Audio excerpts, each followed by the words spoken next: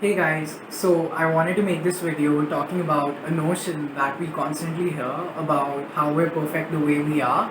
And while I understand the context behind that idea, and I know its original intention was to spread awareness about self love, I think there are some misconceptions around that idea which have developed over time that I'm gonna try and clarify through this video.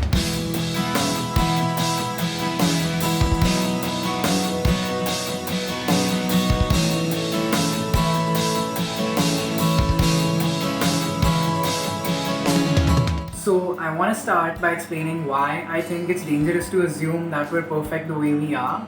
And I think the first thing we need to understand is that we exist at multiple levels at the same time. So, maybe you have a pet that you deeply care for, and maybe you're someone's best friend, and you're someone's sibling, and someone's son or daughter. And then there are all these different roles that we play outside as a student, as a professional, and so on. So, you're like a dot in a network, and you're at the center, and there are multiple centers, but you're at the center in your life, and that's how we are connected in the world. So you have an influence as an individual, and it's not a trivial thing. So then comes the question, how important is it to get our act together? And I would say it's pretty damn important, because your actions or lack of action don't just affect your life, but also the life of everyone around you, and that includes everyone you care about as well as the people that are just associated with you. So you're a lot more powerful and impactful than you might think. You matter and your actions matter. And that's why I think it's crucial to get our act together and to try to be a better person, because the way we act in the world has an effect on other people. I think we're far too young to settle for the idea of I am the way I am, because it's just not practical to settle for who you are right now in light of who you could be if you really applied yourself and became everything you're capable of becoming. And if you're someone who doesn't feel very confident in your ability, or maybe you don't know what your purpose is, or maybe you're just in a space where you feel you've got nothing going for you. So, if you're watching this right now, then to you, I say this: the world would be a lesser place without you in it. And I really want you to understand how valuable you are, because I genuinely care. And we all bring something with us when we come into this world. And essentially, what we bring is possibility. And that's exactly what you've got when you've got nothing. You've got nothing but potential. And our job, our responsibility, our purpose, so to speak, is to figure out what we want to do with all that possibility at our disposal. And we can find that out by applying ourselves and interacting properly with the world. That's what we're supposed to be doing in our 20s. By the time we turn 30, our personality is mostly already formed by that point, and we become quite set in our ways. So, the time to really work on ourselves is right now. So, the purpose of self love is not to just accept yourself in your current form. I think the real purpose behind the idea is to engage in the process of continual transformation of yourself. And self love is just the first step in that process. I'm tired of listening to the idea that we're perfect just the way we are. It's like, no, we're not. We're so young, how can we be perfect? We are ignorant and flawed and inadequate in multiple ways, and part of us knows that. But the underlying truth in that is we can learn.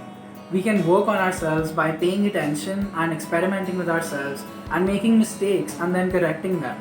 And we can grow into something more refined as a result. But we need to take on the responsibility for getting our own act together before that can happen. So, I think the idea behind self love is that as we engage in this process of introspection and self reflection, and as we set off on this personal journey, we also start becoming a little more aware of who we are. And as we become more self aware, what inevitably happens is that we also come to terms with our own insufficiency and flaws. And so, at that point, I think we need to have some tolerance for ourselves, and we need to treat ourselves with patience and care while we work towards becoming a better person. The self, from the Jungian perspective, is described as everything you could be across time. So you are as you are right now, but you're also all the potential that you have inside you. And that potential isn't just limited to only you as an individual, because who we are is derived from the collective wealth of knowledge, experience, wisdom, and shared history of the entire mankind, even though it's unrealized. Carl Jung called this consciousness the collective unconscious. So the self isn't just your body, mind, thoughts, or feelings, or even the one who experiences these thoughts and feelings. Who you are is a much more magnificent, expansive version of what you perceive, and that's not limited to your present self. It's not even limited to you. And since this collective wisdom is accessible to each one of us, the potential for growth is limitless. And so, by that definition, one of the things we can infer is that the way we act in the present should also serve our future self. Because you are who you are, and yes, we should love ourselves in our current form, but you are also the thing that becomes. And so, to actually love ourselves would mean to act in a way that would allow us to love ourselves the next day, the next month, the next year, and across time. So, a question worth asking might be, is my current mode of being sustainable across time? And if the answer is yes, then congratulations. That means you've oriented yourself properly. More power to you.